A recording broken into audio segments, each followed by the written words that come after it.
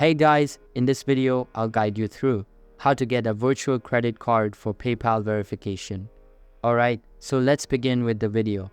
To get started with Do Not Pay, it's essential to note that while the platform is beneficial, it does require a payment of $36 every 2 months to access its services. However, if you're looking for a free alternative, YouMoney is a great option to consider for obtaining a virtual credit card. When you sign up for YouMoney, the process is straightforward and entirely free. After logging into your account, navigate to the Cards tab. Here you'll find your virtual cards. Click on the Virtual section. This section will provide you with important information about what you can and cannot do with your virtual credit card. To view your card details, you need to import a 4-digit code provided by YouMoney.